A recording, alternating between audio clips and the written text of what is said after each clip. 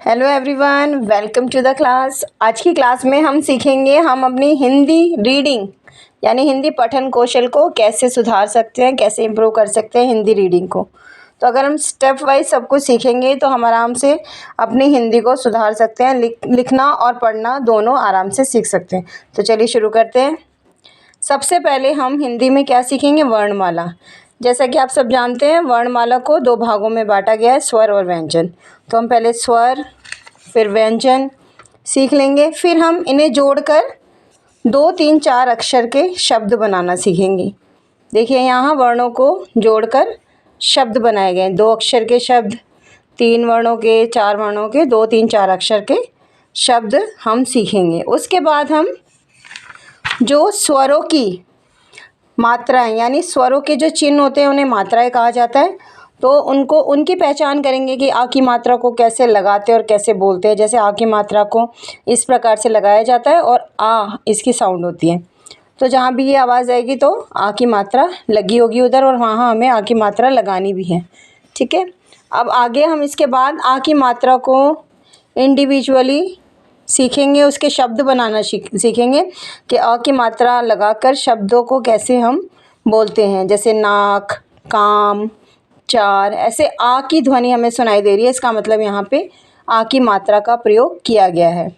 उसके बाद हम छोटी ई और बड़ी ई की मात्रा के शब्द सीखेंगे, किस प्रकार से मात्रा लगाई जाती है दोनों, और किस प्रकार से उसके शब्दों पर मात्रा को लगाया जाता है और कैसे उसे बोलते हैं। छोटी ई को ई, बड़ी को ई, इस प्रकार से बोलते हैं, इस प्रकार से इनका उच्चारण होता है। जैसे कि दिन, नीर। तो छोटी की मात्रा है तो उसकी कम आवाज़ आएगी और इसकी लंबी आवाज़ होगी बड़ी की। उसके बाद हम छोटा ऊ और बड़ा ऊ यानी उ और ऊ की मात्रा सीखेंगे, उसके शब्दों को पढ़ना सीखेंगे। जैसे धुन, फूल, दुकान, दूध। इस प्रकार से हम इसकी मात्रा, छोटे ऊ और बड़े ऊ की मात्रा सीखेंगे। उसके बाद हम री ऋषि की मात्रा को किस प्रकार से लगाते हैं, बोलते हैं, वो सीखेंगे। जैसे कृष्ण, मृग, गृह, कृष्ण, मृग, गृह, वृक्ष, नृप।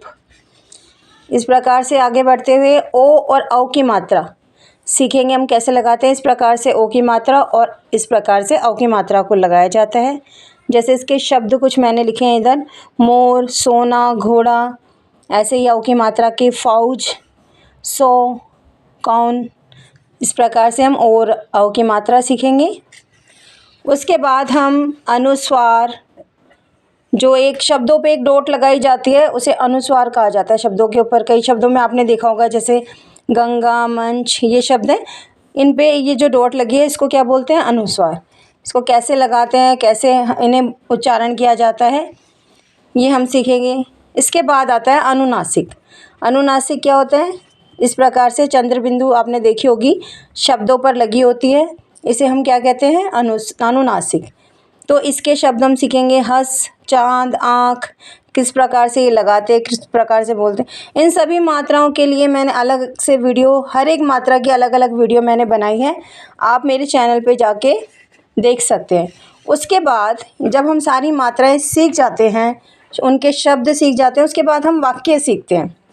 यानी शब्दों को मिला के जो बनते हैं सार्थक, शब्दों के जो सार्थक समूह होते हैं उसे हम क्या कहते हैं? वाक्य। जैसे कि यहाँ पे हम देखिए ये शब्दों को मिलाया गया है, मैं एक लड़की हूँ। यदि आपको मात्राएं आती है तो आप पहचान जाओगे इस पे कौन सी मात्रा और कैसी ध्वनि होगी। तो ऐसे मिला के आप पढ़ना सीख जाएंगे। जैसे मैं एक, ये बिना मात्रा का शब्द है, एक। लड़की, बड़ी की मात्रा है। हूँ, ये बड़े की मात्रा है।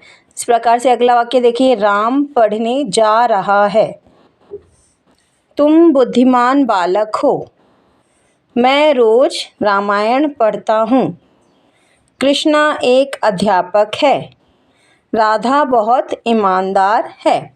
इस प्रकार से आप वाक्यों को पढ़ना सीख सकते हैं। और वाक्य सीखने के बाद आपको पाठ पढ़ने, कोई भी चैप्टर होगा आपकी बुक का, आप इजीली पढ़ सकते हैं उसको।